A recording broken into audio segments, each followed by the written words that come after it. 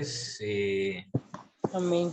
Pues comentarles que estuvimos en México, en un viaje muy lindo, muy hermoso, lleno de mucha bendición. Estuvimos allá en los Altos de Chiapas, en San Cristóbal de las Casas, y en un congreso que había una comunidad de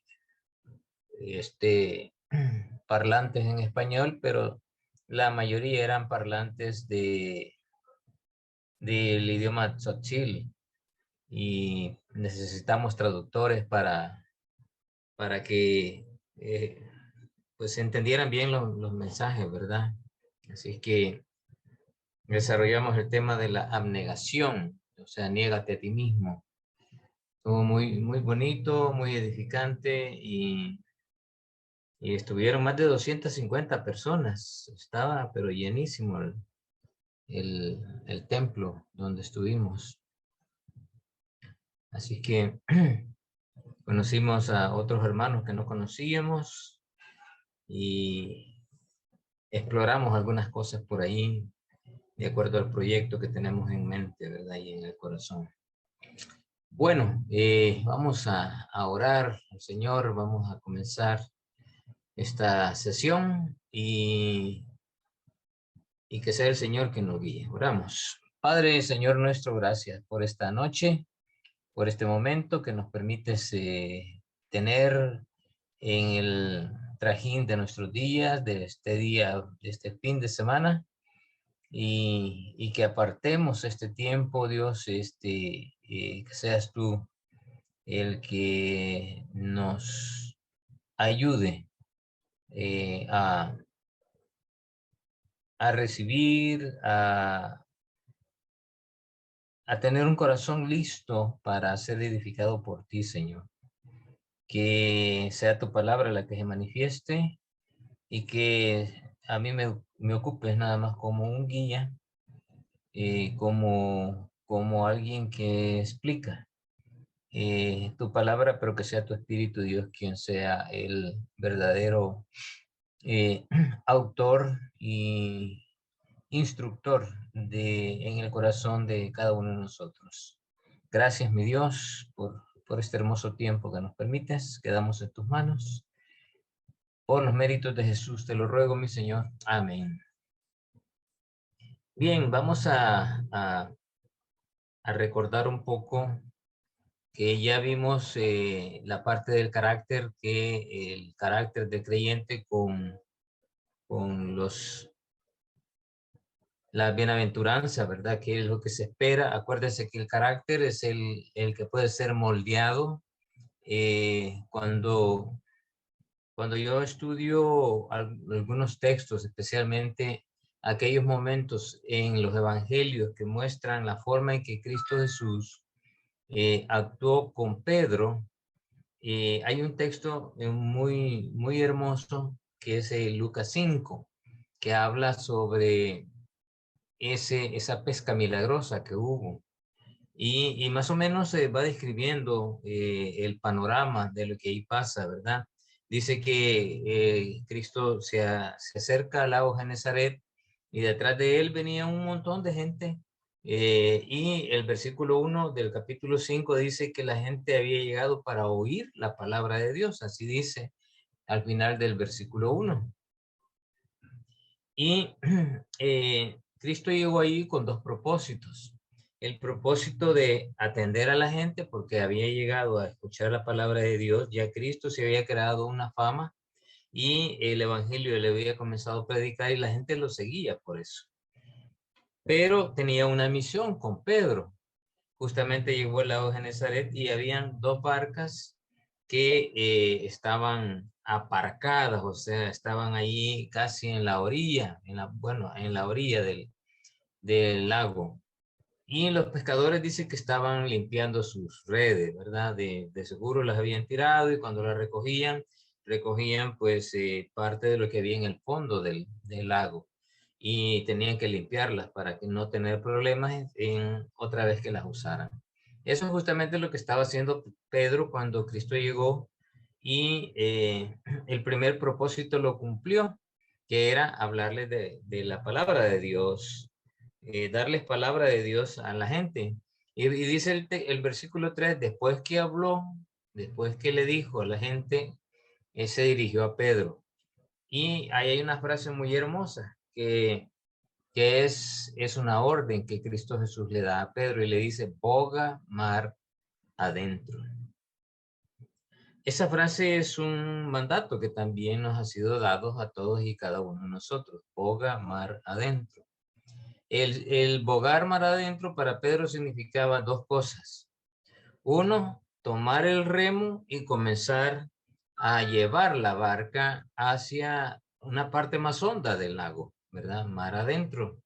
Y significaba también que él tenía que tomar lo que usaran como ancla para que el barco no se moviera de su posición y lanzarla para que se fuera al fondo del lago. Y de esa manera la barca se mantenía estable. Eh, y luego después tenía que tirar las redes, ¿verdad? Tal y como Cristo le dijo, ve, boga mar adentro y lanza tus redes para pescar. Pero Pedro le responde y le dice, Señor, toda la noche hemos estado pescando y no hemos agarrado nada.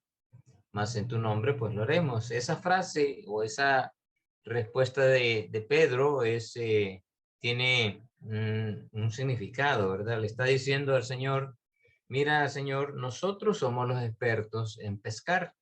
No se pesca en el día, se pesca en la noche. Y por eso es que salimos en la noche y toda la noche intentamos pescar y no agarramos. Pero está bien, ¿verdad? En tu nombre voy a ir. No quiso contradecir a Cristo, porque ya significaba mucho para él.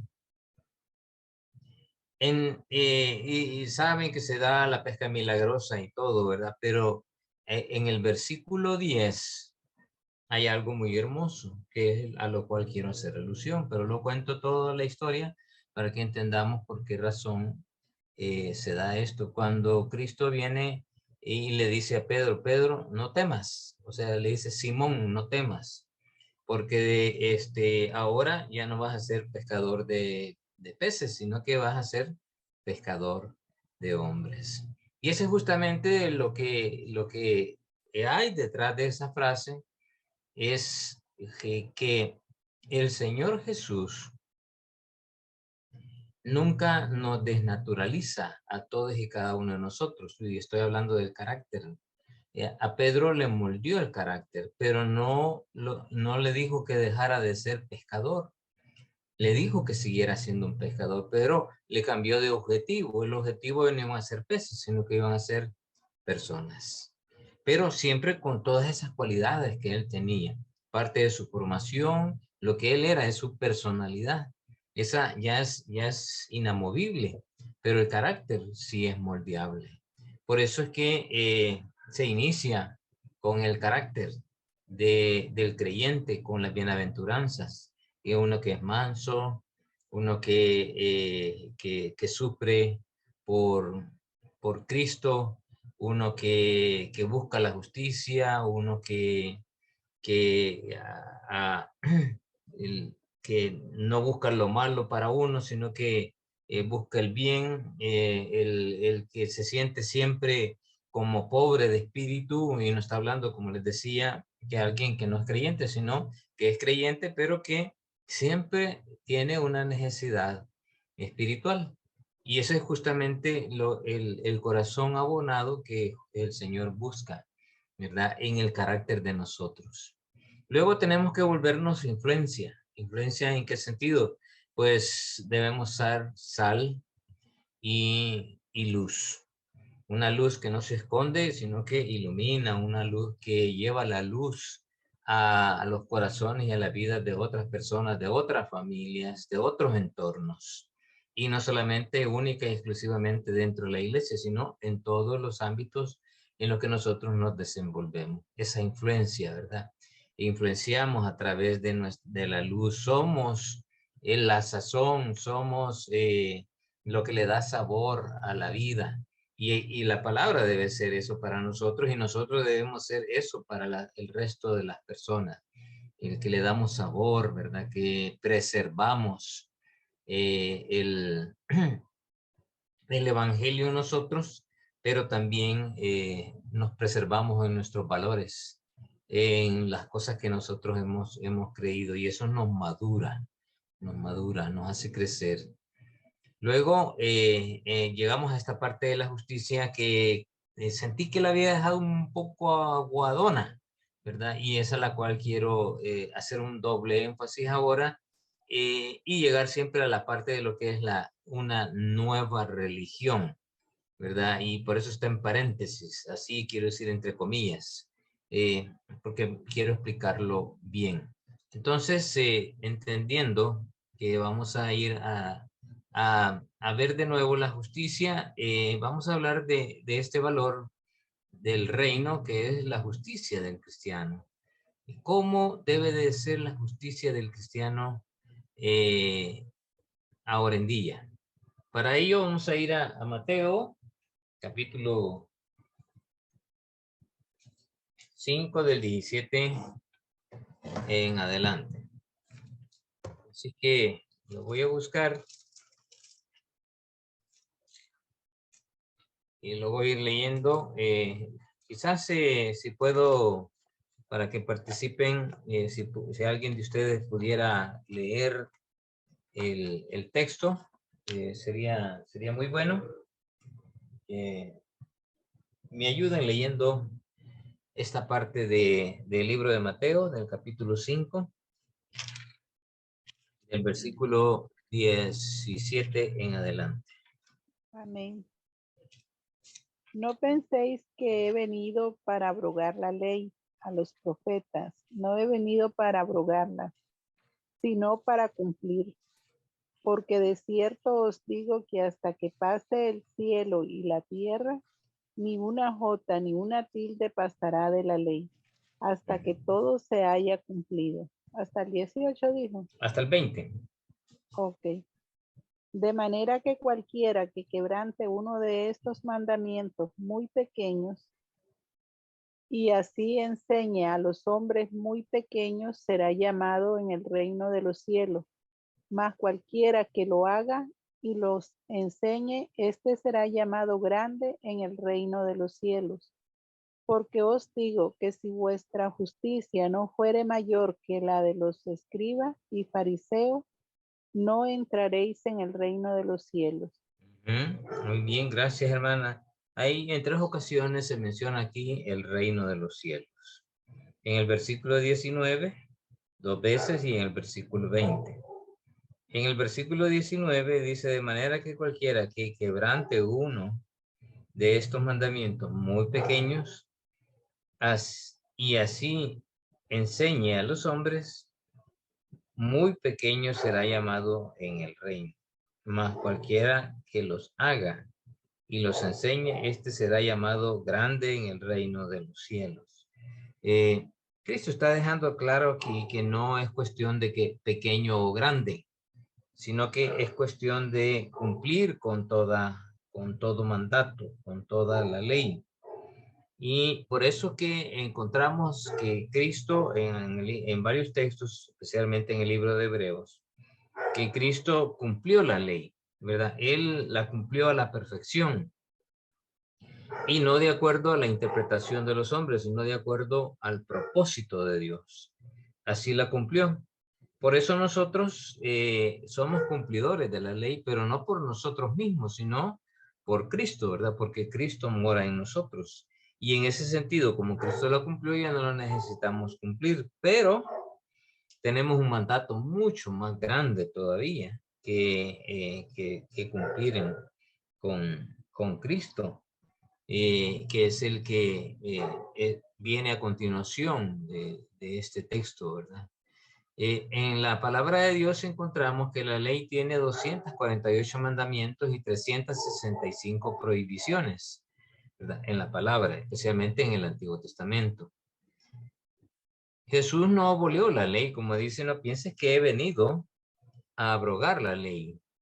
No la abolió, la cumplió a la perfección, todas y cada una de ellas. En ese sentido, la ley trataba de él, de Cristo, que es la verdad. Cristo refleja la ley, porque Él la cumplió a la perfección. También la ley nos preparó para entender su sacrificio, ¿verdad? El sacrificio del Cordero. Toda la ley del Antiguo Testamento nos prepara en mente y en corazón para entender el sacrificio de Cristo. La ley nos prepara para entender al Mesías que había de venir, el Salvador. Así como cada ley se vino cumpliendo, así Cristo lo cumplió a esa perfección. La ley refleja el, el sentir de Cristo. La ley refleja ese amor de Dios hacia el hombre y hacia Cristo mismo, ¿verdad? En el Salvador. Por eso es importante entender que la justicia tiene que ver con el cumplimiento de la ley, pero es la justicia de Dios, no la justicia de los hombres. Por eso que vamos a encontrar en varias facetas de la Biblia, de aquí de este texto, que los fariseos tenían su propia interpretación de la ley. Y los ejemplos que aquí pone Cristo, la ira, el adulterio, el divorcio, los juramentos y el amor hacia los enemigos, ¿verdad? En cada uno de ellos comienza, oíste que fue dicho. Y luego él dice, pero yo os digo. Esas interpretaciones que Cristo está haciendo en el sentido teológico se conocen como las tesis y las antítesis. Las tesis son lo que sostenían los fariseos y los eruditos de la ley, pero la antítesis es la verdadera interpretación del corazón del Señor y lo que siempre tuvieron que haber hecho, pero no lo hicieron porque lo aplicaron a su propia conveniencia. Por eso es que quise profundizar un poquito sobre este tema. Y en Mateo 5:18 dice, sino para cumplir, sino a darle su pleno valor, sino a dar su cumplimiento. Ese es el significado de esa frase. Cuando dice sino para cumplir, sino para dar su pleno valor. O sea, Cristo vino a darle valor a la ley, no la abolió, sino que la cumplió. Y el cumplirla es darle valor. Y es a darle cumplimiento, ¿verdad? Porque tiene valor, vale la pena cumplirla. Que ha venido a abolir la ley. Es una declaración que afirma la inspiración y la eternidad del antiguo pacto. O sea, nunca fue abolido, siempre ha permanecido. Y ha permanecido en la mente y en el corazón y en la voluntad ejercida a través de Cristo Jesús. Entonces Jesús actuó en un sentido como un segundo Moisés, el nuevo dador de la ley. Por eso que él dijo, un nuevo mandamiento os doy. Y ese es el mandamiento del amor, que os améis los unos a los otros. Jesús mismo fue el cumplimiento del antiguo pacto. Él es el nuevo pacto, no nuevas reglas. Ojo con eso, ¿verdad? No son nuevas reglas, es un nuevo pacto. Es un nuevo pacto entre Dios y los hombres, pero este pacto, el garante es Cristo. En aquel entonces el garante era el hombre. En la medida que el hombre cumplía la ley, eso garantizaba que la voluntad de Dios se manifestara. Pero como no lo hicieron, entonces Dios permitió el Cordero perfecto, para que no solamente cumpliese la ley, sino para que nosotros en él también fuéramos completos, como bien dice Colosenses, ¿verdad? Y vosotros estáis completos en él, que es la plenitud de la deidad. Entonces no son nuevas reglas, sino un nuevo pacto. Una continuidad del pacto anterior, pero un pacto que no se queda ahí, sino que sube el estándar. como bien vemos, por ejemplo, en el versículo 27, ¿verdad? En el versículo 27, hermano Roberto, lo podrías leer el versículo 1, el 27 y 28.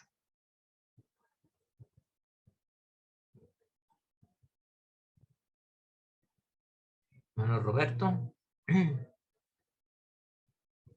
Hermano, disculpe, es que Ajá. me estaba llamando de ¿cuál es el versículo qué? O sea, el 5 capítulo. del 27 al 29. 27 al 29. Regáleme tu canción. Mateo 5. 27 al 29. Un minutito. Ahora sí. Mateo.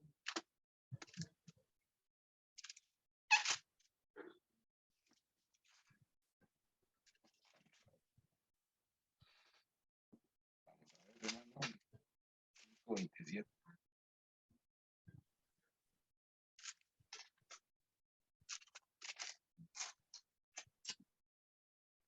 Ahora sí estamos aquí. 5, del 27 al 29.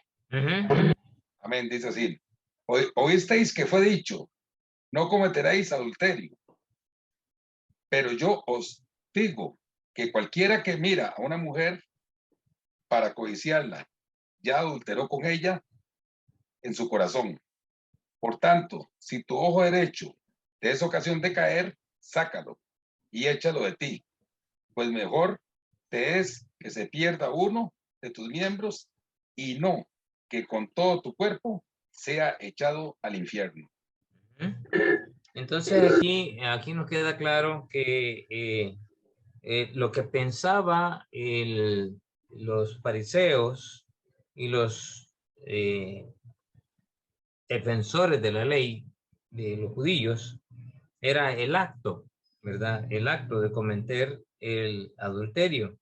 Pero Cristo sube el estándar, o sea que siempre fue esa verdadera interpretación en el corazón de Dios, que es que cualquiera que mira a una mujer para codiciarla, ya adulteró con ella en su corazón.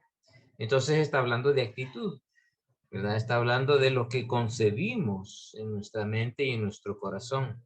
Eso ya sube el estándar. Y lo mismo sucede con todo el resto de la ley. Por ejemplo, dice en el versículo 21, oíste que fue dicho en los antiguos, no matarás y cualquiera que matare será culpable de juicio, ¿verdad? Ellos lo tomaban en un sentido literal. Mientras yo no mate a alguien, no hay problema. Pero Cristo viene y le dice, pero yo os digo que cualquiera que se enoje contra su hermano será culpable de juicio y cualquiera que diga necio o fatuo a su hermano será culpable ante el concilio. Entonces, el estándar lo sube Cristo y les dice, miren, ustedes interpretaron esto de esta manera, pero yo les digo que la verdadera interpretación en el corazón de Dios fue esta, porque tiene que ver con actitudes, lo que nace de su corazón. Ahí los topó al muro, ¿verdad? Porque ellos justamente lo hacían de esa manera y así juzgaban. Por eso Cristo es el cumplidor de la ley a la perfección y la ley misma refleja quién es Cristo. Entonces los dos pactos son son sumamente diferentes, no en propósito, pero sí en los medios para lograr ser justo, ¿verdad? No en propósito, no en los medios para lograr ser justo. La idea central aquí no es la incapacidad del antiguo pacto para hacer al hombre justo frente a Dios. No es ese el punto, como en Gálatas 3, sino más bien en la interpretación impropia e incompleta de los rabinos de los textos por medio de sus métodos de interpretación socrático o dialéctico y debates y demostración lógica. Esa era la forma que ellos lo hacían. Y lógico era que que llegaban no al corazón de la ley, sino que se quedaban en la superficialidad de la ley y solo miraban en un acto, en un hecho, y no en una actitud. Entonces, es importante que veamos al cristiano y la ley. Por eso comienza aquí en el versículo 19. Mirábamos: de manera que cualquiera que quebrante uno de estos mandamientos, muy pequeños así, y así enseñe a los hombres, muy pequeño será llamado en el reino de los cielos. O sea que aquí se está dirigiendo a sus discípulos, pero haciéndoles entender que los que enseñaban los mandamientos, que eran los fariseos, ¿verdad? Y los doctores en la ley, eran los pequeños, iban a ser los pequeños en el reino del Señor. Y no eran esos justos lo que debería de llevar. Por eso la justicia del cristiano debe ser mayor que los escribas y fariseos.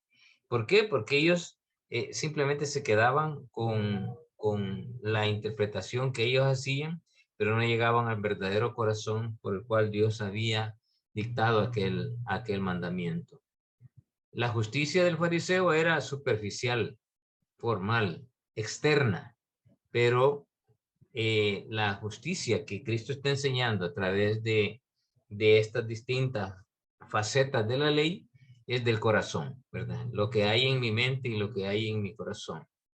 Mayor en términos de calidad y no de cantidad, o sea, cantidad en nosotros. Y es más profunda porque trata de la justicia del corazón. Entonces, en ese sentido, hermanos, el carácter y nuestra forma de conducir, nuestra forma de proceder está dictada no solamente por las cosas que hacemos, sino con la intención con la que las hacemos, con lo que realmente está en nuestro corazón y cómo se aplica, ¿verdad? Y se hace las cosas a través de nuestros actos y de nuestros hechos. Por eso creí que era importante el profundizar un poquito más de esto, ¿verdad? En el versículo 20 dice: porque os digo que si vuestra justicia no supera a los escribas y fariseos, no entraréis en el reino de los cielos. ¿Qué quiso decir con esto, verdad? Esto fue una declaración chocante para los religiosos sinceros y legalistas de aquel entonces. Y ni la doctrina correcta, de acuerdo a Santiago 19, ni las acciones religiosas, de acuerdo a Mateo 7, 21 al 23, pueden reemplazar la necesidad de una relación personal de arrepentimiento y fe, ¿verdad? Eso es justamente lo que nos está diciendo. Y ahí tienen todos esos textos que los pueden buscar para relacionarlos, ¿verdad?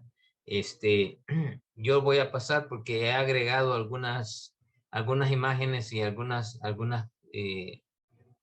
elementos a las diapositivas del manual que ustedes ya tienen, y en su momento voy a pasarlo a PDF para que los tengan, porque si no lo puedo pasar en PowerPoint porque es demasiado pesado y no va a ser difícil que se los pueda enviar vía WhatsApp.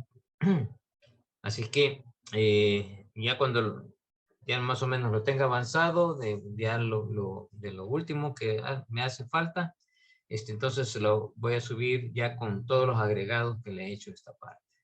Entonces este versículo 20 hasta el 48 son claves para interpretar todo el sermón del monte. Así que para tener esa idea, ¿verdad? Vamos a leer. Y voy a pedir a algunos de ustedes que me ayuden a leerlo. La hermana Nidian podía retomar, digamos, del versículo 21 al 26, que habla sobre Jesús y la ira.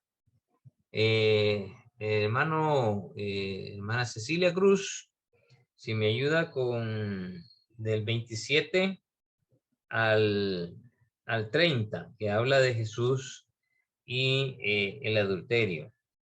Voy a pedir al hermano César Lozano si me ayuda con del 31 hasta el 37, ¿verdad? Que habla sobre el divorcio y los juramentos. Hermanas, que vamos a ver quién más está por acá. Me vaya ayudando a hermana Elizabeth. Buenas noches. Hermana Elizabeth, hace poco se incorporó, ¿verdad? Porque no la había visto. Qué bueno, ¿verdad? Que está con nosotros. Así que, si nos puede ayudar, hermana Elizabeth y Arasca, con el texto de, hermano. del 38 hasta el 48. ¿Verdad? Y con eso terminamos esta parte. Así que vamos a comenzar con el versículo 21. Hermano 21 hasta El 26. Ajá, amén. Oíste que fue dicho a los antiguos, no matarás, y cualquiera que mate será culpable de su juicio. Pero yo os digo que cualquiera que se enoje contra su hermano será culpable del juicio, y cualquiera que diga necio a su hermano será culpable ante el concilio, y cualquiera que le diga fauto quedará expuesto al infierno de fuego. Por tanto, si traes tu ofrenda al altar y allí te acuerdas de que tu hermano tiene algo contra ti, deja allí tu ofrenda delante del altar y anda y reconcíliate primero con tu hermano, y entonces ven y presenta tu ofrenda. Ponte de acuerdo con tu adversario pronto, entre tanto que estás con él en el camino, no sea que el adversario te entregue al juez y el juez al alguacil y seas echado en la cárcel. De cierto os digo que no saldrá de allí hasta que pagues el último cuadrante. Muy bien. ¿Quién sigue en el versículo 27 al 30? Amén. Jesús y el adulterio. Oísteis que fue dicho, no cometerás adulterio. Pero yo os digo que cualquiera que mira a una mujer para codiciarla, ya adulteró con ella en su corazón. Por tanto, si tu ojo derecho te es ocasión de caer, sácalo y échalo de ti, pues mejor te es que se pierda uno de tus miembros y no que todo tu cuerpo sea echado al infierno. Y si tu mano derecha te es ocasión de caer, córtala y échala de ti, pues mejor te es que se pierda uno de tus miembros y no que todo tu cuerpo sea echado al infierno. Bien. De lo que han leído hasta ahorita, ¿habrá alguna pregunta, hermanos o hermanas?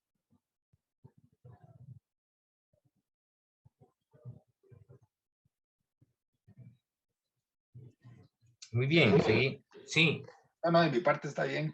Ok, magnífico. Seguimos con el versículo 31 al 37. ¿Quién lo tenía?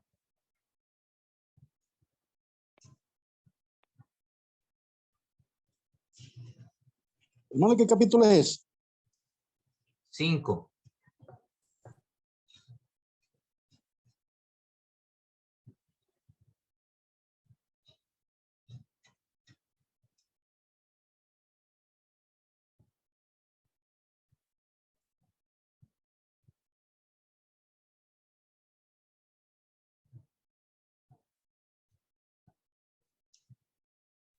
Yo lo tengo, pero si quiere, lo que pasa es que no sé cuál es. O sea, ¿de qué versículo a qué versículo? Del 31 al 37. Ok, lo tengo. También fue dicho, cualquiera que repudia a su mujer, dele carta de divorcio. Pero yo os digo que el que repudia a su mujer a no ser por causa de fornicación, hace que ella adultere, y el que se casa con la repudiada comete adulterio. Además habéis oído que fue dicho a los antiguos, no perjurarás, sino cumplirás al Señor tus juramentos. Pero yo os digo, no juréis en ninguna manera, ni por el cielo, porque es el trono de Dios, ni por la tierra, porque es el estrado de sus pies, ni por Jerusalén, porque es la ciudad del gran rey, ni por tu cabeza jurarás, porque no puedes hacer blanco o negro un solo cabello. Pero será vuestro hablar sí, sí, no, no, porque lo que es más de esto, de mal procede. ¿Hasta allí? Sí, hermano, gracias. Amén. Hermana Elizabeth, le tocaba, me parece, ¿verdad? Del 38 al 48. Ya, así dice la palabra. El amor hacia los enemigos. Oíste que fue dicho ojo por ojo y diente por diente, pero yo os digo, no resistáis al que es malo, antes a cualquiera que te hiriere en la mejilla derecha, vuélvele también la otra. Y al que quiera ponerte a pleito y quitarte la túnica, déjale también la capa. Y cualquiera que te obligue a llevar carga una mejilla, ve con él, Por una milla. con una milla, ve con él dos. Y al que te pida, dale. Y al que quiera tomar de ti prestado, no se lo rehuses. ¿Oíste que fue dicho, amarás a tu prójimo y aborrecerás a tu enemigo? Pero yo os digo, amad a vuestros enemigos, bendecid a los que os maldicen, haced bien a los que os aborrecen, y orad por los que os ultrajan y os persiguen, para que seáis hijos de vuestro Padre que está en los cielos, que hace salir su sol sobre malos y buenos, y que hace llover sobre justos e injustos. Porque si amáis a los que os aman, ¿qué recompensa tendréis? ¿No hacen también lo mismo los publicanos? Y si saludáis a vuestros hermanos solamente, ¿qué hacéis de más? ¿No hacen también así los gentiles? Sed pues vosotros perfectos, como vuestro Padre que está en los cielos es perfecto. Perfecto. Amén. Entonces, gracias, hermana. Sed pues vosotros perfectos, como vuestro Padre que está en los cielos es perfecto. Y para ser perfecto, pues tenían que llegar a esto, ¿verdad? Al arrepentimiento y fe. Y cada una de estas eran las cosas que sucedían de manera cotidiana en Jerusalén y en el pueblo judío.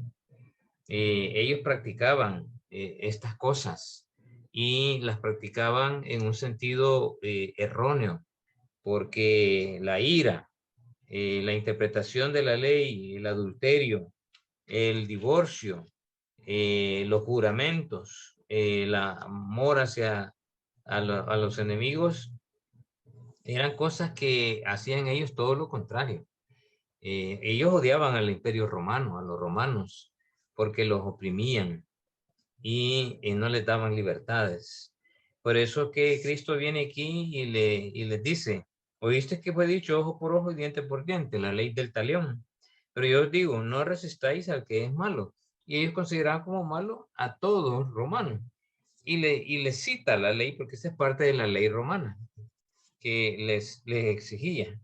No era que literalmente iban a quedarse sin túnica o que iban a dejar que les pegaran en la mejilla derecha y después a la izquierda, o que le llevaran una legua más, ¿verdad? Entonces, sino era la actitud que el Cristo les estaba diciendo, que esa era la actitud que iban a decir, no importa si les pidan eso, hagan algo más allá de eso, demuéstrenles que son diferentes, demuéstrenles que ustedes son la luz, que muéstrense que son la sal de la tierra y que no están cumpliendo la justicia de los hombres, no, la justicia de Dios.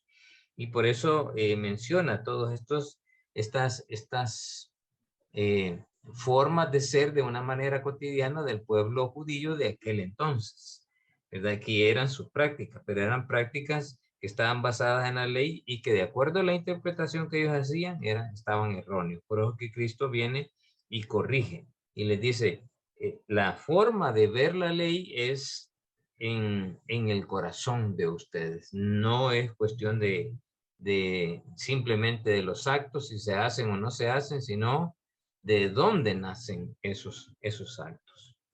Y por eso es importante el ver que, como está escrito, que en Jeremías 31:33 dice, pero este es el pacto que haré con la casa de Israel después de aquellos días, dice Jehová. Pondré mi ley en su mente y la escribiré en su corazón. Yo seré su Dios y ellos serán mi pueblo. Hablando del pueblo de Israel, entonces, ¿qué es lo que quería Dios? Y siempre fue eso, que su ley naciera de su corazón, no reflejado única y exclusivamente en sus actos. Por eso es que Ezequiel 36:27 dice, pondré dentro de vosotros, y ahí está hablando de la iglesia. No solamente habla del pueblo de Israel, sino también habla de la iglesia, porque es una profecía. Pondré dentro de vosotros un futuro, ¿verdad? Mi espíritu, y haré que andéis en mis estatutos y que guardéis mis preceptos y los pongáis por obra. Esa es la gran diferencia que encontramos en estos textos. Que Dios quiere ya que nazca todo en mi interior, y por eso Cristo está enseñando en el Sermón del Monte justamente la verdadera actitud que se debe tener en función de la práctica de la ley. Y encontramos que Jesús subió el estándar de la ley. El enojo lo equipara a un asesinato. El pensamiento pecaminoso lo equipara al adulterio, ¿verdad? Porque está diciendo, no es cuestión del acto, es cuestión de solamente pensarlo. Jesús revisa las intenciones más que las obras. Y una cosa lleva a la otra. La obra es consecuencia del corazón. Por eso es importante hacer énfasis, y que quise hacer énfasis en la justicia, porque es algo muy importante para entender todo el resto del Sermón del Monte, tanto el capítulo 6 como el capítulo 7.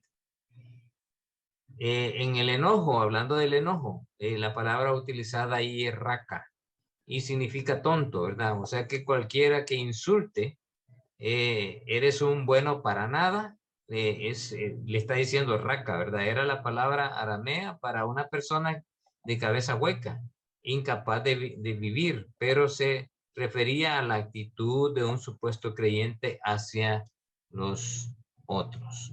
Entonces, sí, era una ofensa tremenda, y con eso estaba matándolo.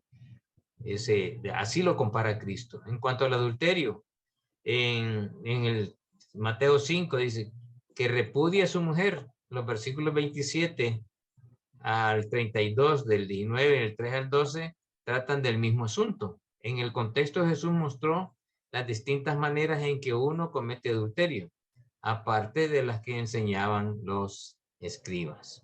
Lujuria mental era una de ellas, ¿verdad? Dejar que la esposa de uno por infidelidad sexual. Jesús se muestra con el intérprete, o sea, Jesús se muestra como el intérprete apropiado de las escrituras.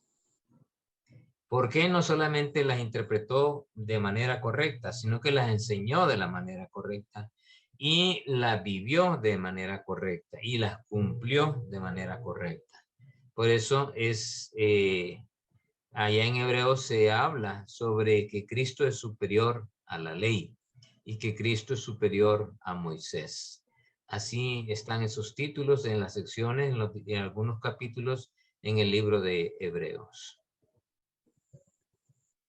El repudio en Deuteronomio, cuando se habla de dar cartas de divorcio, en Deuteronomio 27:1 dice, si no le agrada por haber hallado en ella alguna cosa indecente, le podía dar cartas de divorcio. Lo que Dios unió no lo separa el hombre jamás, ¿verdad? Es como que hacían caso omiso de este mandamiento. Jesús estaba preocupado por el matrimonio. Los fariseos estaban preocupados por el divorcio. O sea, tenía un enfoque completamente diferente. Cristo, el Señor, siempre ha sido un precursor de la unión familiar, del matrimonio. Y los fariseos estaban más preocupados por el divorcio. Si estaban más preocupados por el divorcio, entonces estaban más preocupados por los problemas que generaban dentro del matrimonio y no por mantener un matrimonio unido, ¿verdad? Un matrimonio feliz. En cuanto a los juramentos y los votos, ambos son obligantes, o sea, no estaban exentos de, sino que todos nos obligan a cumplir. Y cuando dice ojo por ojo, significa igual compensación legal, no a la venganza y sí al perdón, ¿verdad? Entonces, aquí enseña, por eso el enfoque y el énfasis de los valores es ir al revés, ¿verdad? El hacer la diferencia, ¿verdad? No la venganza, sino el perdón. No a la maldición, sí a la bendición. El amor que Jesús proclama no es no hagas lo que no quieres que te hagan, sino que al contrario, ¿verdad? Haz con los demás lo que quisieras que hicieran contigo. El amor que Jesús proclama es haz por aquel lo que harías por ti si estuvieras en su lugar. Esa es una práctica hermosa. Habla de la, Cristo está hablando de la inactividad a la acción, ¿verdad? De ser pasivo a volverse activo en los valores y en la aplicación de los principios que nos deja el Sermón del Monte. Santiago 4, cuando dice ojo por ojo, 4 del 1 al 2, y la ley de Deuteronomio 19 dice, esta ley, como las cartas de divorcio, tenía originalmente la intención de tratar con los problemas sociales limitando la venganza personal. No permitía a los individuos o a las familias tomar venganza, pero era un modelo para que la corte, a menudo, fue reducida por los jueces judíos a un equivalente monetario. O sea, la corte era una manera que ellos podían juzgar, pero ellos también lo redujeron a algo monetario. Sin embargo, el principio de venganza personalmente limitada permanece. Por eso encontramos en el Antiguo Testamento cuando se menciona los vengadores de la sangre. No sé si han leído esa parte en el Antiguo Testamento. Los vengadores de la sangre eran aquellos que se iban a refugiarse a las ciudades de refugio. Moisés designó algunos lugares que estaban ubicados en algunas ciudades específicamente para que todos en cualquier región que estuvieran tuvieran acceso a una de esas ciudades. Eran varias ciudades que se mencionan ahí. Y el vengador de la sangre era uno que podía vengar, cumplir, o sea, esto de ojo por ojo, ¿verdad? Podía matar a otro que hubiera matado a su hermano. Si lo mató con una intención de matarlo por odio o por lo que fuera, había el vengador de la sangre que podía aplicar la ley de ojo por ojo y podía buscarlo y matarlo. Pero si, digamos, había una persona, de acuerdo a la ley, ¿verdad? Y decía eso, dice esto en Deuteronomio, que estaba, digamos, bajando mangos, ¿verdad? Tirando piedras o un palo, ¿verdad? Nosotros decimos aquí garrote.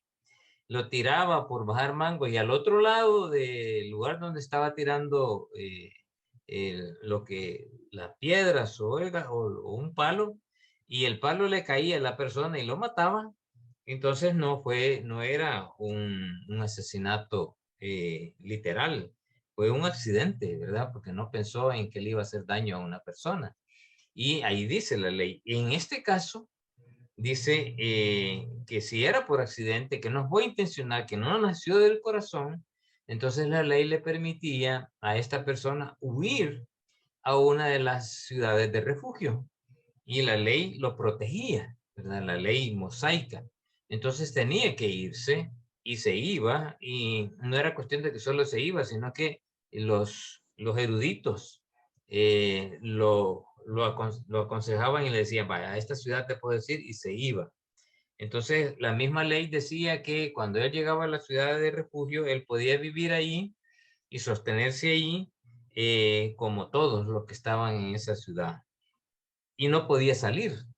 ¿Y cuánto tiempo debía pasar ahí? Debía pasar, de acuerdo a la ley, el tiempo que el juez de esa ciudad estuviera vivo, ¿verdad? Entonces, se turnaban cada cierto periodo de tiempo.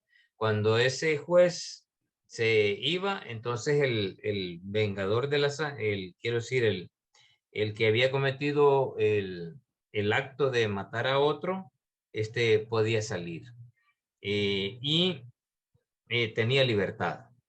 Pero si él se salía antes, entonces el vengador de la sangre lo encontraba fuera de la ciudad, lo podía matar, ¿verdad? Eso decía la ley.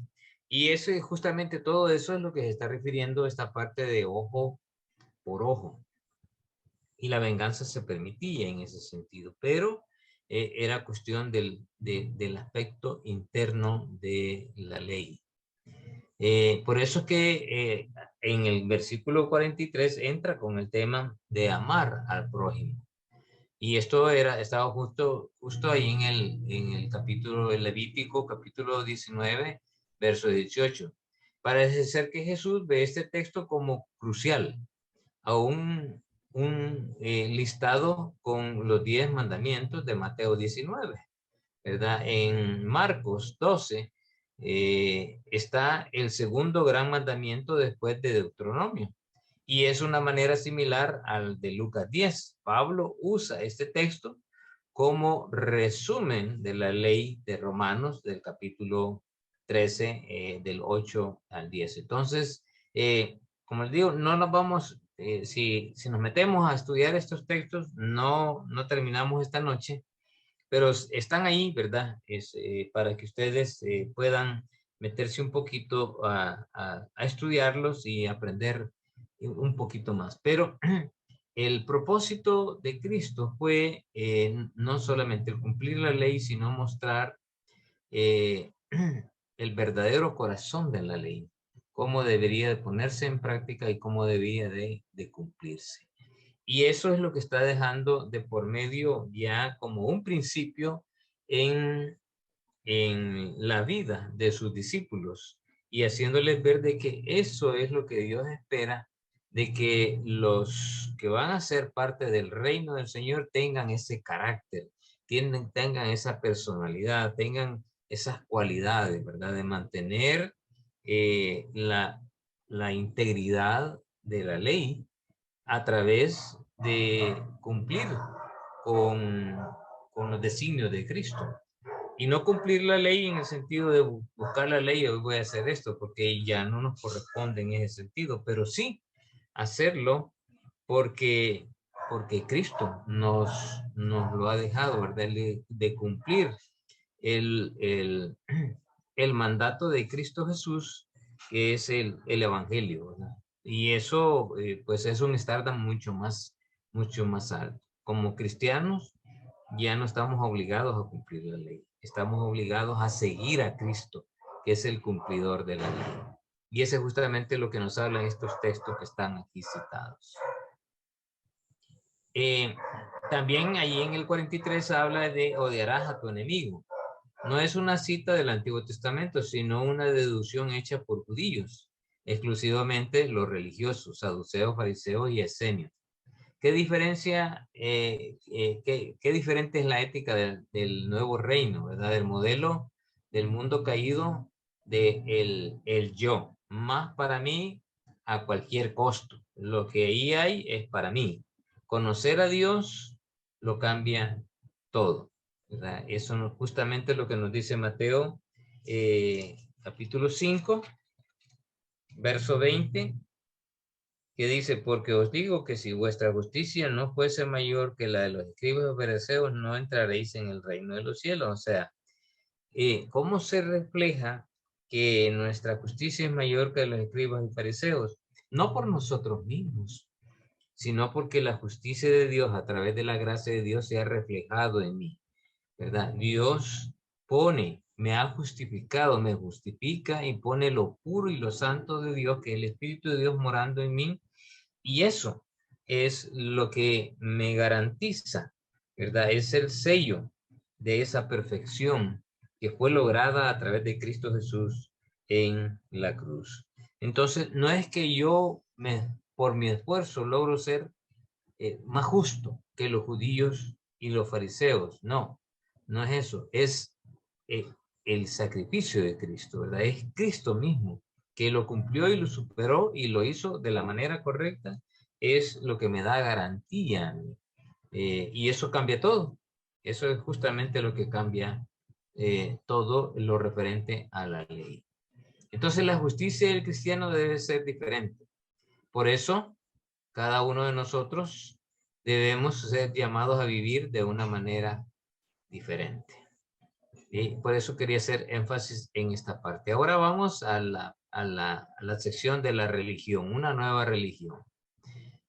Sinónimos de religión, ¿verdad? Pero antes de seguir, habrán preguntas sobre esta parte anterior que yo la había dejado un poco inconclusa la vez pasada. Hermanos y hermanas, ¿se ha entendido a qué se refiere este valor de la justicia como parte del creyente que va a ser parte del reino de Dios?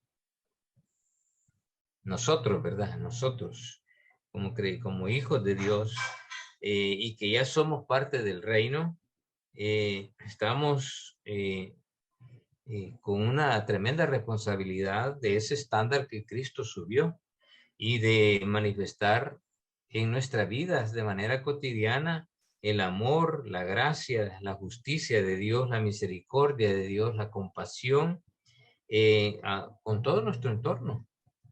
No es cuestión de amar a unos y odiar a otros, es cuestión de amar más a aquel que nos odia, a aquel que no nos comprende, a aquel que no nos lleva. Es cuestión de mostrarnos completamente diferentes y no esperar que los otros hagan las cosas por nosotros. Y yo en alguna ocasión he mencionado, y lo digo esto con un tanto de delicadeza y tómelo con pinza, ¿verdad? Y ruméenlo, en el sentido de que tómenlo y digiéranlo y vayan digiriéndolo hasta que lo entiendan bien. A mí me costó, pero yo lo he entendido de esta manera, que yo ya no tengo derechos que reclamar, solamente tengo responsabilidad y sé que lo que estoy diciendo para un abogado o un defensor de la ley, chocaría, ¿verdad? Chocaría por completo. Pero bíblicamente, esa es justamente nuestra forma de proceder de manera cotidiana. Por ejemplo, si yo necesito ser amado, ¿qué debo de hacer? Pues amar primero, o sea, yo no puedo recibir algo de lo que no estoy dando. Si necesito ser comprendido, ¿qué debo de hacer? Comprender a otro, porque de esa manera también me va a comprender. Por eso el mandato que Cristo dejó allí, ¿verdad? Esa regla de oro. Haz con los demás lo que deseas que hicieran contigo, ¿verdad? Así como tú te amas, también ama a los demás. Así como quisiera que te comprendiera, así comprende a los demás. Por eso es importante toda esta primera parte, ¿verdad? Esa ha sido la sección que nos va a ayudar a entender todo el resto del capítulo 6 y el capítulo 7. Aquí vamos a iniciar con el capítulo 6 y vamos a hablar justamente de estos tres términos, pero quiero definir qué es este término de religión, ¿verdad? Religión también se conoce como ciencia, como dogma, fe, doctrina, credo, evangelio. Hay unos antónimos, que es el ateísmo y la incredulidad. Religión, la religión es una práctica humana de creencias existenciales, morales y sobrenaturales. Cuando se habla de religión, se refiere, hace referencia a los cuerpos sociales que se ocupan de la sistematización de esta práctica tal como hoy la conocemos, ¿verdad? El catolicismo, el judaísmo, el islamismo y muchas otras. Ahora, la religión, como dice aquí, es aspectos sistematizados. Hay un sistema, ¿verdad? Hay una costumbre, hay una forma de ser. Por eso que Cristo dijo, la religión es visitar a los que están en la cárcel, visitar a los enfermos, ¿verdad? Hacer esto, hacer lo otro. Lo que enseña el Sermón del Monte no es religión, es una vivencia diaria de los valores del reino de parte de su pueblo, ¿verdad? Y nosotros, el cristiano, está en la responsabilidad de cumplir con esos valores. ¿Cuándo? Ya, en nuestra vida, ya. Porque el reino de Dios ya vino y está en nosotros. Entonces estamos en la responsabilidad para que cuando el Señor venga, ¿verdad? Nos diga, buen siervo fiel, justo, fuiste sobre poco, fuiste fiel, sobre mucho te pondré. Y todas las recompensas, todas las coronas, ¿verdad? Que encontramos. Yo hace unos meses desarrollé el curso del Tribunal de Cristo. Ese es un tema precioso porque ahí encontramos una esperanza, ¿verdad? Encontramos lo maravilloso que Dios tiene preparado para nosotros en, en el, en el gran tribunal de Cristo. Ya no es para juicio, sino es para bendición, ¿verdad? Es para premiar, es para dar coronas. Hay 6 coronas que van a ser entregados a los creyentes, aunque no nos vamos a quedar con ellas porque dice otro texto ahí en Apocalipsis que nuestras coronas van a ser entregadas a los pies del Señor, pero son principios que uno aprende que muchos de esos van a ser entregados justamente cuando estemos con el Señor, pero solamente hay 2 que se entregan ya, ¿verdad? Ya. No les digo cuáles, porque quizás posiblemente sea el siguiente tema que desarrollemos en los cursos, ¿verdad? ¿Qué es el tribunal de Cristo? Y después sigamos con qué es el gran juicio del trono blanco para que entendamos a qué juicio y a qué juicio. Entonces, al final, prosigo y digo que no tenemos ya derechos, sino responsabilidades. ¿Por qué razón digo esto? Porque todos los derechos de nosotros están siendo cumplidos por Cristo Jesús. ¿Verdad? Y Dios quiere que nosotros seamos los cumplidores de este nuevo pacto, los seguidores, que no hemos venido a ser servidos, sino que hemos venido a servir y a mostrar que somos diferentes, a mostrar que Dios me ha hecho diferente en esta vida. Y si eso es así, como comencé en el curso, ¿verdad? Dije que hemos venido y hemos nacido en un mundo en conflicto, en un territorio enemigo. Y es justamente eso, el mundo en el que estamos es un mundo enemigo porque hace las cosas que a Dios no le agradan. Y Dios lo que quiere es justamente eso. Y por eso nosotros estamos en la responsabilidad de hacer las cosas tal y como Cristo la hizo. Y por eso todo el mundo odió a Cristo Jesús en aquel entonces. Y no solamente lo odió, sino que no lo entendieron. Y lo mismo va a pasar con nosotros. Por eso es que Cristo dijo, miren, Señor, cuídalos, ¿verdad? Porque no son del mundo, aunque están en el mundo. Y por eso Él prometió estar con nosotros y mandó al Espíritu Santo para que tuviéramos esa garantía de permanecer en una vida espiritual, porque el Espíritu no sale de nosotros solamente cuando lo negamos, ¿verdad? Porque ese es el pecado contra el Espíritu Santo. cuando lo negamos, cuando lo mofamos, cuando lo, prácticamente le estamos diciendo que salga de nosotros, que no queremos hacer nada con él. Ese es el pecado, el único pecado en el que las personas dejan de recibir esa gracia de Dios manifestada. Hay algunos que dicen que han perdido, pero es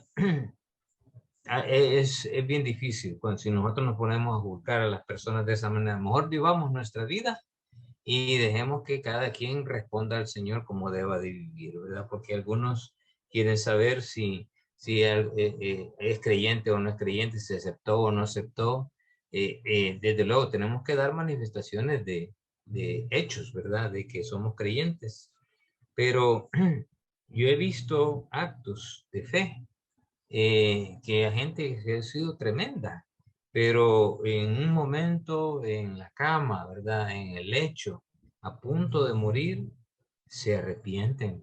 Yo no puedo juzgar y decir, este no, ¿verdad? Porque fue terrible, fue un mal esposo, mal marido, una mujer que hizo maldades y todo, pero sí se arrepintió. Dios mira el corazón, Dios ve exactamente lo que hay en ellos y Dios puede abrigarla en sus brazos.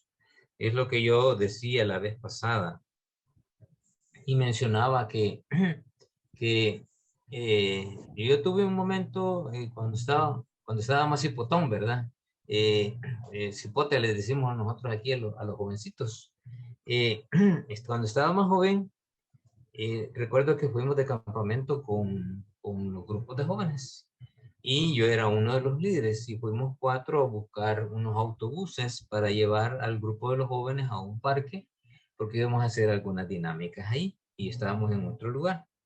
Entonces fuimos a buscar al dueño de los buses, que íbamos a contratar 3 buses porque eran más de 100 jóvenes. Entonces fuimos y con el pastor que íbamos nos dijo, miren, ustedes 2 quédense aquí y el tesorero juntamente con él se fueron al otro lado de la esquina a hablar con el dueño de los buses.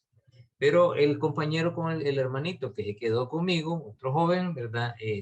Venía cabildeando quizás en su mente algunas cosas y solamente espero que se separaran cuando él me dijo, mira, Rolando, quiero preguntarte algo. Y me lanzó la pregunta, ¿qué harías vos si allá donde está el pastor viniera Cristo caminando, cruzando la calle para donde vos? Y no me dejó que le diera respuesta, sino que él contestó, porque ya tenía una idea en su corazón, y yo saldría corriendo, me dice. Y le pregunté, ¿y por qué? No, hombre, es que yo he sido malo, me dice, yo he sido terrible, que no sé qué. Entonces él se vio hacia adentro, ¿verdad? Como Pedro en el lugar de la pesca milagrosa. La reacción de Pedro fue, Señor, apártate de mí porque soy hombre pecador. Y Cristo le dijo, no temas, Pedro, ¿verdad? Porque vas a ser pescador de hombres. Y esa es la reacción natural de nosotros.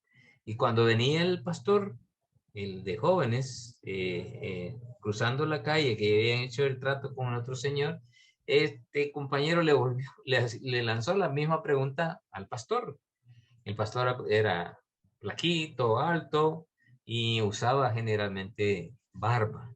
Y le lanzó mira, Edwin, porque es el nombre de él, ¿qué harías tú si allá donde estaba viniera Cristo caminando para donde ti? Y él le responde, ¿verdad? Se cruza los brazos así y se comienza a sobar la barba. Y me acuerdo y tengo presente, ¿verdad?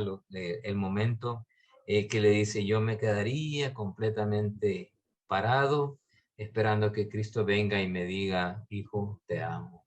O sea, 2 versiones completamente diferentes, ¿verdad? Uno pensando en el interior de su corazón que no era, él lo sentía que estaba sucio. Y el pastor con una actitud completo diferente, esperando del Señor lo que realmente Dios iba a hacer. O sea, Dios no quiere lo malo para nosotros. Y por eso está dejando todos estos principios, todos estos valores, para que nosotros encajemos en la voluntad de Dios, para que nosotros ya pongamos en práctica estos principios del reino.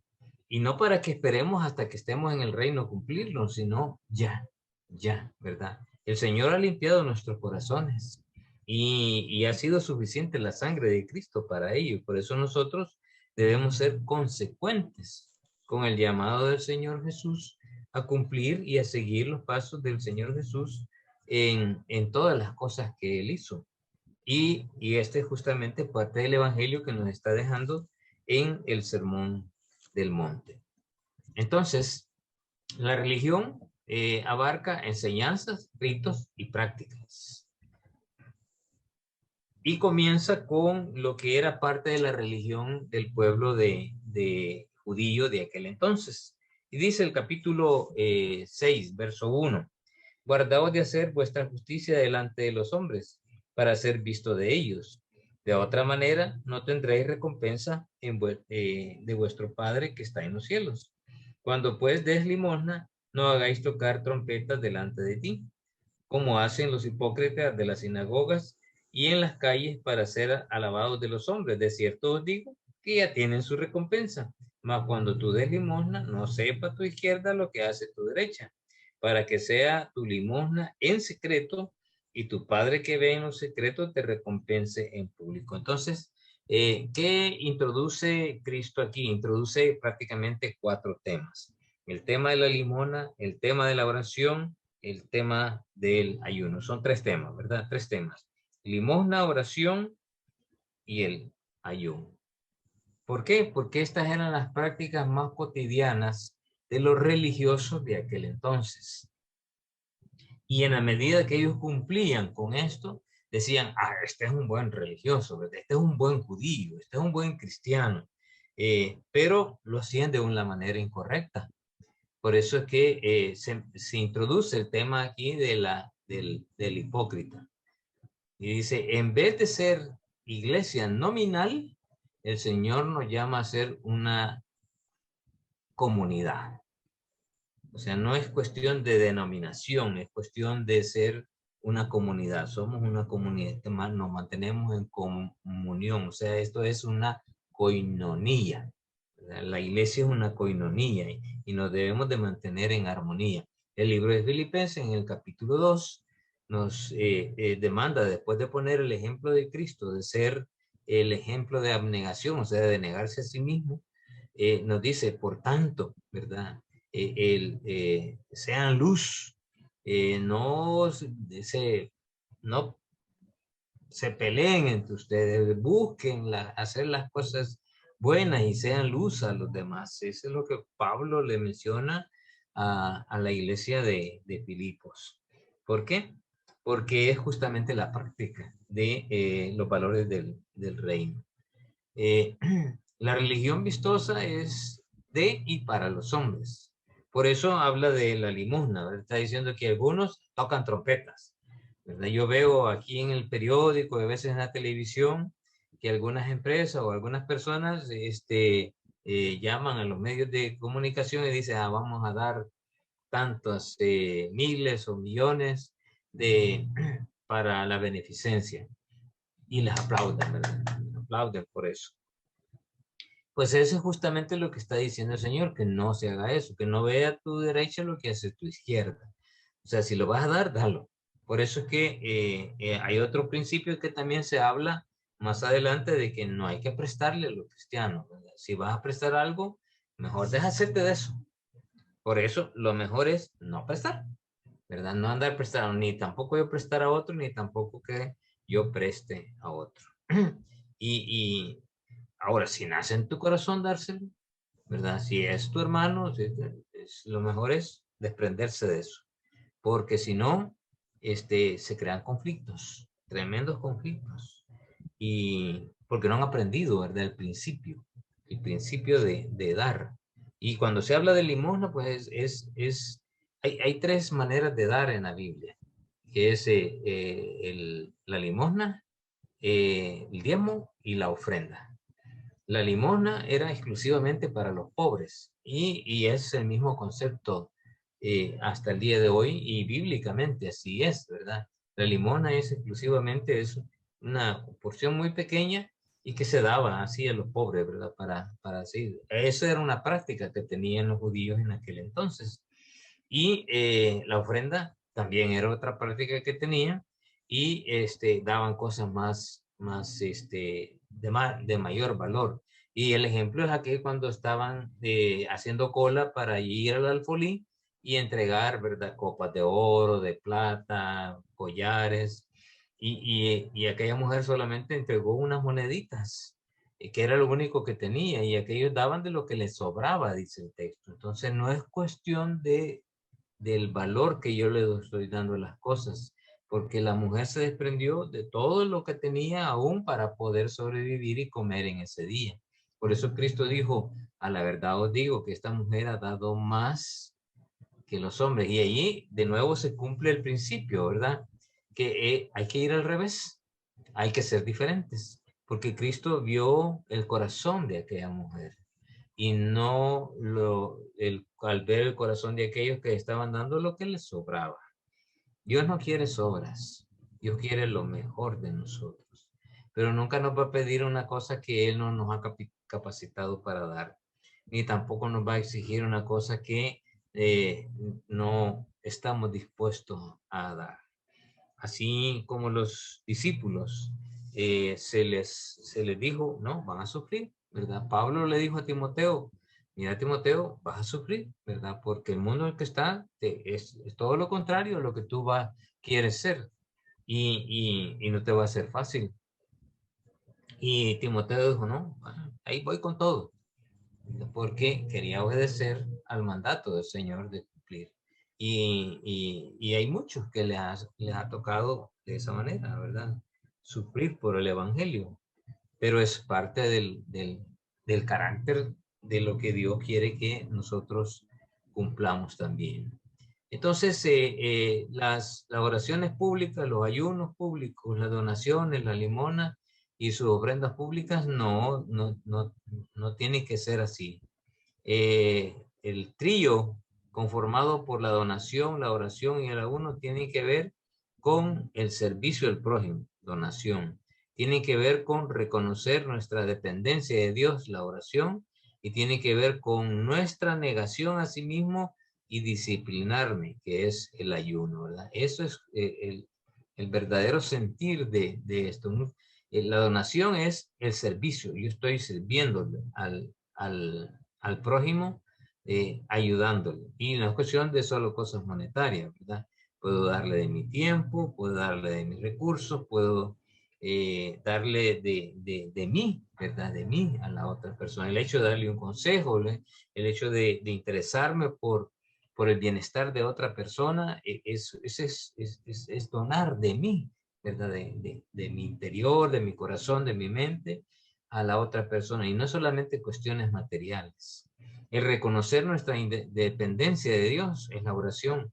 Yo necesito orar a Dios, necesito expresarle cómo me siento, cómo de agradecerle por todo lo que Él ha hecho, y eso es justamente lo que está descrito aquí en el modelo de oración que Dios les dejó a los discípulos, hablándoles de cómo, de las actitudes que deben de tener hacia Dios, ¿verdad? En agradecimiento, en adoración a Dios, en intercesión por otros, en peticiones personales, que es la estructura que aparece aquí del versículo 5 hasta el versículo 15. Pues es justamente eso, ¿verdad? Y luego el ayuno es una actitud de negarme a mí mismo, ¿verdad? Estas partes son parte de las disciplinas cristianas, tanto la oración como el ayuno y la donación, o sea, el dar, ¿verdad? Son parte de las disciplinas cristianas. Y en la vez pasada mencioné que hay un cover mínimo, yo le he llamado así, ¿verdad? Que es el cover de la mano. Si un cristiano por lo menos está haciendo estas 5 cosas, está comenzando, bueno, más bien dicho, está caminando y progresando espiritualmente en la vida.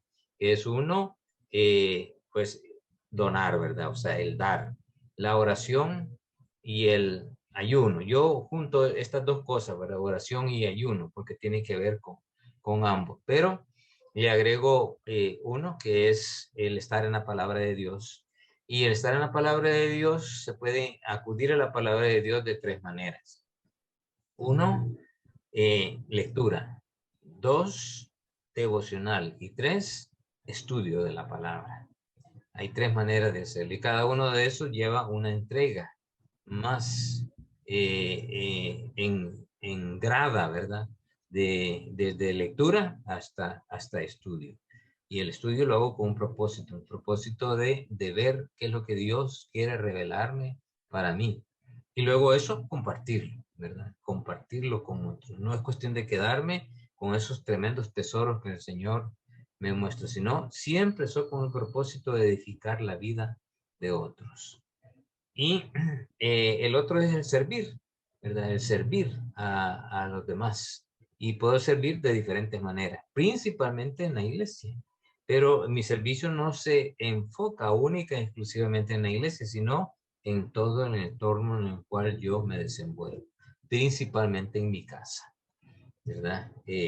Cómo le sirvo a mi esposa, cómo le sirvo a mis hijos, o si le sirvo de tropiezo, ¿verdad? O si le sirvo de estorbo, pues no, el servicio es una actitud de que mantengo el orden, que mantengo la paz, mantengo la tranquilidad, mantengo la provisión, pues todo eso, ¿verdad? Es parte del servicio y se muestra en todos los entornos en los cuales yo me desenvuelvo.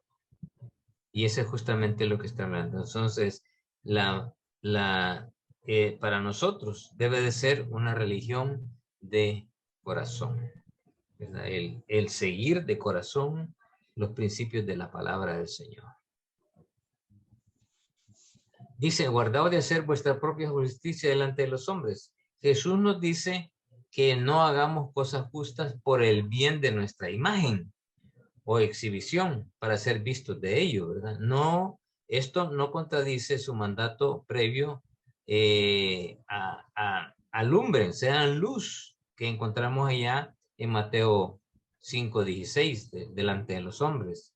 Aunque los cristianos deben de ser vistos haciendo buenas obras, no deben de hacer buenas obras simplemente para que sean vistos, ¿verdad? Sino para el Señor. Por eso dice allá en Filipenses capítulo 3, y todo lo que hagáis, hacedlo como para el Señor.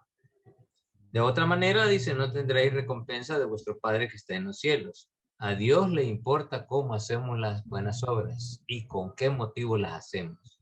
Es mucho mejor recibir una recompensa de nuestro Padre que está en los cielos que de los hombres. O sea, no es cuestión de que nos aplaudan, que nos brindan pleitesía o algo parecido, no, ¿verdad? Es mejor que sea Dios quien nos honre. Por eso es que no debe de tu mano izquierda saber qué es lo que está haciendo tu mano derecha. Jesús aquí comienza a tratar, como dije, de esas tres disciplinas: dar, orar y el ayuno. La idea de dar limosna estaba establecido profundamente en la mente judía. Dar limosna y ser justo eran la misma cosa. Dar limosna era obtener mérito ante los ojos de Dios y hasta era ganar expiación y perdón por los pecados pasados. Este es justamente el principio en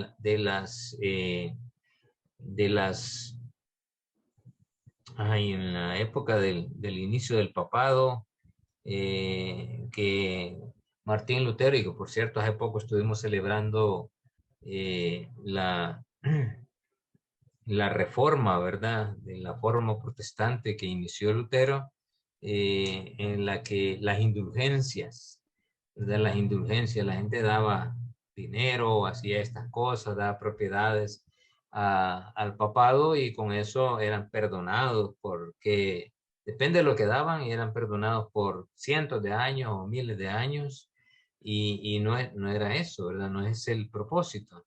No es tener un estándar lo que hace que alguien sea hipócrita, porque se menciona la palabra hipócrita en el texto. es afirmar falsamente y vivir según ese estándar, en realidad de lo que haces, o cuando tienes un doble estándar que hace un hipócrita. En el griego, esa palabra hipócritas, eso se le llamó a los actores, que en el primer siglo se usó este término y se utilizaba para aquellos que desempeñaban papeles y ven el mundo como su escenario. Y eso tiene que ver con esta parte, ¿verdad? Y cuando están actuando como en el escenario, se sienten que son parte de ese escenario. Y por eso que viven de acuerdo a ese escenario, pero no es la verdadera realidad de ellos. Y por eso está este énfasis aquí al final. Busquemos ser buenos en vez de parecerlo, ¿verdad? No es cuestión de que yo parezco ser bueno, pero realmente no es lo que estoy buscando o lo que realmente soy.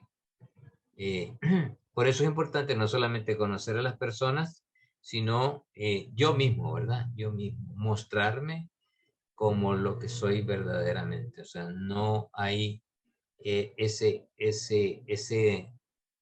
doble cara. Estaba oyendo hoy en una predicación que ponía un ejemplo, ¿verdad? Que un diácono decidió invitar a cenar a su pastor, y llegó el pastor con su esposa, ¿verdad? Ahí bien vestido, y se sentaron, entraron, y ella le dijo, lo recibió el diácono, y habían otros diáconos ahí, y se fueron, ¿verdad? A donde estaban preparando las comidas, y el hijo del diácono salió de su cuarto y vio que estaba el pastor, y pasó enfrente de ellos y se paró a un lado y se les quedó viendo sin decir nada. Se les quedó viendo y caminó y se puso enfrente de ellos y se les quedó viendo y no les decía nada. Y de ahí caminó al otro extremo y se les quedó viendo y no les decía nada. Entonces hasta que al pastor y a la esposa les pudo, y vinieron ellos y le dijeron, oye hijo, ¿qué te pasa? Es que mi papá me dijo que usted es un hombre de doble cara, pero yo le veo solo una, le dice. Entonces es justamente eso, ¿verdad? Es doble cara, es ese sentido de hipocresía, que están viviendo una escena que no es la que deben de vivir, sino la escena verdadera, que es los valores del reino. Eso es la demanda del Señor. Por eso es que debemos de buscar ser buenos en vez de solo parecerlo. Esa es la afirmación. ¿De quién es nuestro dinero? Proverbios 17:3. Vamos a buscar ese texto.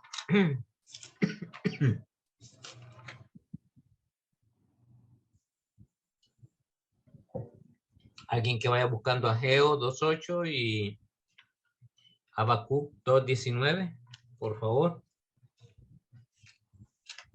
Yo voy a buscar Proverbios, capítulo 17, verso 3. Y dice de esta manera: el crisol para la plata y la hornaza para el oro, pero Jehová prueba los corazones. Entonces, el dinero, pues ahí está, ¿verdad? Sirve y es bueno. Hay que saberlo usar, pero el Señor es todo. Y el Señor prueba los corazones de cómo nosotros usamos eso. ¿Qué dice? ¿Alguien tiene cualquiera de los dos textos que están ahí, Habacuc o Ageo? Ageo. Sí, Roberto. Dice así, la palabra dice, mía es la plata y mío es el oro. De los ejércitos. Amén, ¿verdad? Sí, y luego Habacuc 2:19. Aquí yo lo tengo. A ver. Sí, dice, ay del que dice al palo, despiértate, y a la piedra muda, levántate. ¿Podrá él enseñar? He aquí está cubierto de oro y plata, y no hay espíritu dentro de él. O sea, está diciendo, no es cuestión de que alumbre o no alumbre, o que sea bonito o sea malo. El dinero no lo tenemos que ver desde esa perspectiva, sino que a Dios, ¿verdad? Es relevante en cuanto a a lo que dice este proverbio, y lo repito de nuevo: el crisol para la plata, la hornaza para el oro, pero Jehová prueba los corazones. O sea, lo importante es tener un corazón transparente, un corazón limpio, ¿verdad? Que estoy haciendo las cosas, pero de manera honesta, de manera sincera. Y eso es lo que va a ver Dios. Lucas 21, capítulo 4, dice el texto, y se los leo. 21:4 dice: y porque todos aquellos echaron para las ofrendas de Dios lo que les sobraba, mas esta de su pobreza echó todo el sustento que tenía. Dios vio el corazón de esta mujer. Entonces, más importante la motivación que el acto. ¿Verdad? Capítulo 15 de Proverbios, verso 13, dice lo siguiente: el corazón alegre hermosea el rostro, mas por el dolor del corazón el espíritu se abate. También 2 de Corintios, capítulo 9, verso 7. Si alguien lo tiene, lo lee, porfa. 2 de Corintios 9, 7.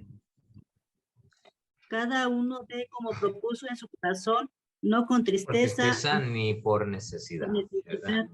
que Dios ama al dador alegre. Ok, cada uno dé como propuso en su corazón. Entonces, es actitud, ¿verdad? Siempre Dios está viendo es lo que nace del interior nuestro. Dos motivaciones: agradar a Dios y ser instrumento de sus manos, bendecidos para bendecir. Ese es justamente lo que nos enseñan estos textos. El capítulo de Salmos 41 dice lo siguiente: Salmos 41, verso 1, bienaventurado el que piensa en el pobre, en el día malo lo librará Jehová. O sea, no está pensando solamente en él, ¿verdad? Sino piensa en su prójimo, en su próximo, como bien dice el texto. Proverbios, capítulo 19, verso 17, nos dice lo siguiente: a Jehová presta el que da al pobre, y el bien que ha hecho se lo volverá a pagar. Entonces, amar a nuestros prójimos y tenderle una mano es lo relevante. Done tiempo porque está donando lo más preciado de la vida.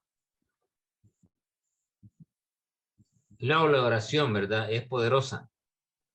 Es importante. Es de rutina. O sea, todo obrar sin cesar, dice Tesalonicenses. Nos ubica y nos conecta. Es reflexiva porque reflexionamos a través de ella y nos expresamos a través de ella, el Señor. Alimenta nuestra relación con el Señor y no la ha dejado como una herramienta. Es diferente porque nuestro Dios es diferente. Entonces los cristianos debemos de relacionarnos con Dios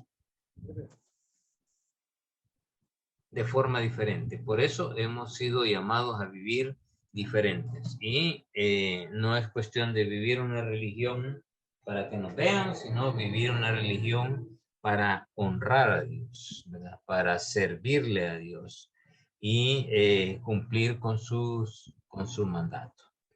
Entonces,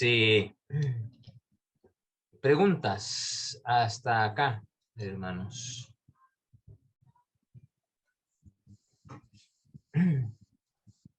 ¿Algún comentario? No, hermano, tal vez que sí me llamó la atención cuando usted estaba contando que sí, que una persona enferma recibió al Señor y en el último momento tal vez ya iba a morir o salvo en el último momento. Entonces me recordó cuando el ladrón aquel estuvo, cuando estaban los dos ladrones en la cruz, ¿verdad? Con Jesús. Exacto, eso es un buen ejemplo. En el último minuto, ¿verdad? En los últimos minutos ahí pues fue salvo, ¿verdad? Pero también me pongo a pensar yo que que también hay uno pues también pues tiene que cuidarse, porque en los últimos minutos también uno se dice, no hay que descuidarse espiritualmente, porque también pueden pasar muchas cosas. Sí, aquí en el país hace ya bastantes años salió una noticia en primera plana, ¿verdad? Y todo el mundo cristiano se alegró mucho de eso. Lo que pasó fue que el fotoperiodista era un cristiano y decidieron los encargados de sacar a luz los reportes, permitir que esa imagen quedara en primera plana. Y la imagen era un hombre que había sido atropellado por un vehículo y que justamente fue atendido por unos cristianos que estaban, porque fue justamente golpeado enfrente de una iglesia. Al oír que eso había pasado, ¿verdad? Salieron los pastores y los líderes a atender a aquel hombre. Y lo primerito que hicieron fue pues, llamar a auxilio y inmediatamente llamaron, ellos se pusieron a orar. Y se ve una mano, ¿verdad? La mano del que estaba ahí golpeado con su mano alzada. Pero su mano alzada no era solamente el hecho que estaba alzada, sino que estaba aceptando al Señor Jesús, que fue lo primero que hicieron ellos, pero su mano se miraba todo esto de aquí manchada de sangre. Y entonces el fotoperiodista en el artículo que sacó, ¿verdad? Hombre es redimido por la sangre de Cristo y acepta al Señor Jesús. Ese decía el título, ¿verdad? Y fue algo que fue un testimonio para todo el país aquí, porque llevó el periódico a todo el mundo. Y recuerdo que fue una imagen un poco dura, pero también que reflejaba un acto de fe, ¿verdad? Algunos criticaban, decía, cómo va a ser salvo, ¿verdad? Porque era un bolito el que fue atropellado. Y y solamente Dios sabe, ¿verdad? Qué es lo que había en aquel hombre, pero le entrevistaron al pastor y decía, este hombre hizo la oración y entregó su vida al Señor Jesús. Cuando llegaron los paramédicos y todo, y él ya había fallecido.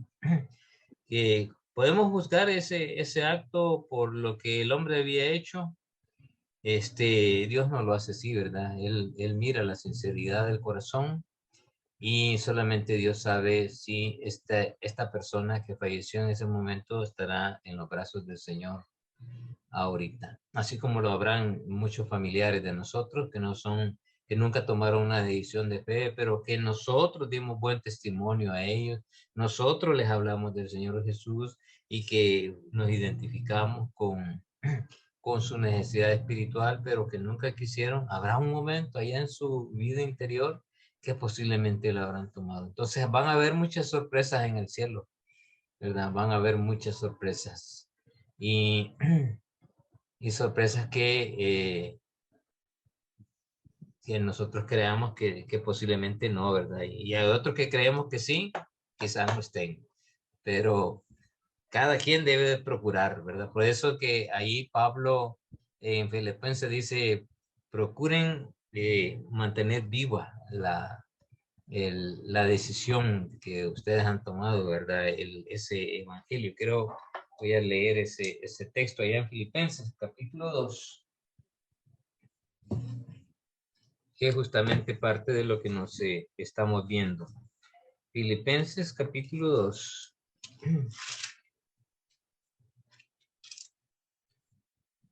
Dice...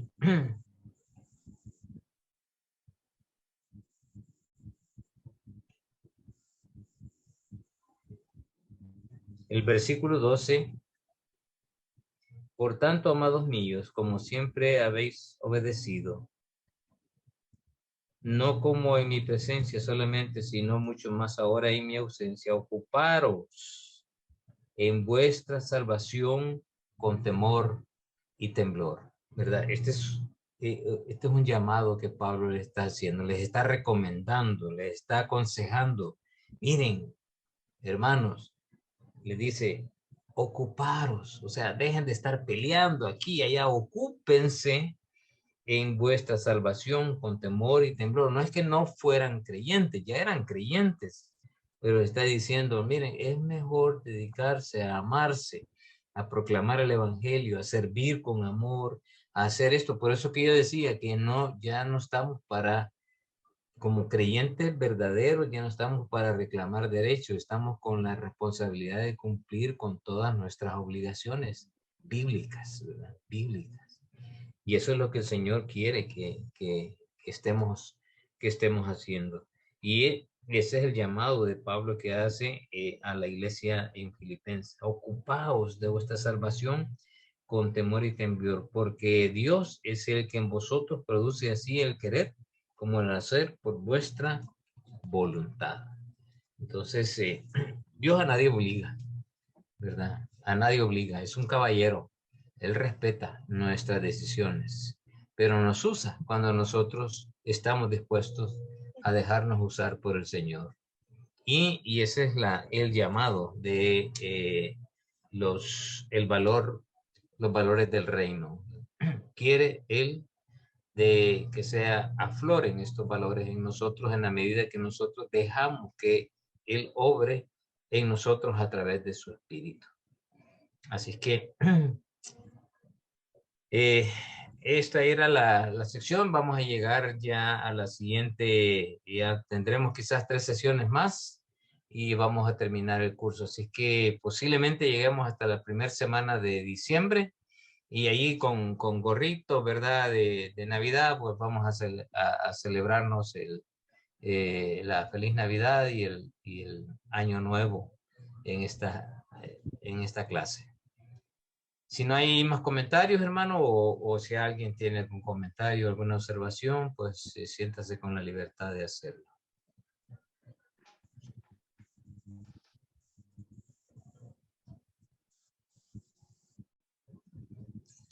Bueno, ok, magnífico, hermanitos. De veras que ha sido una bendición estar con ustedes y verlos de nuevo y ver caras nuevas también, ¿verdad? Ver caras nuevas, me encanta. Y estamos pues para servirles, para ayudarles en su formación espiritual. Ese es el propósito de todas las clases de 5E y pues que sean para edificar su vida. Yo simplemente soy un instrumento de Dios y es el Señor que hará la obra en ustedes dependiendo de la actitud de su corazón. Hay algunas cosas que posiblemente queden en el tintero, como digo, algunos tendrán algunas dudas, expresen la verdad en su momento y con gusto, si tenemos respuestas, se las vamos a dar y si no, les prometo investigarlo, ¿verdad? Investigarlo para hacerlo, así como hicimos al inicio de esta clase con respecto a la pregunta que surgió si Dios creó el mal y el bien.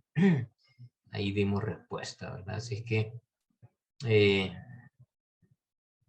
si no hay más, hermano, vamos a orar. Voy a pedir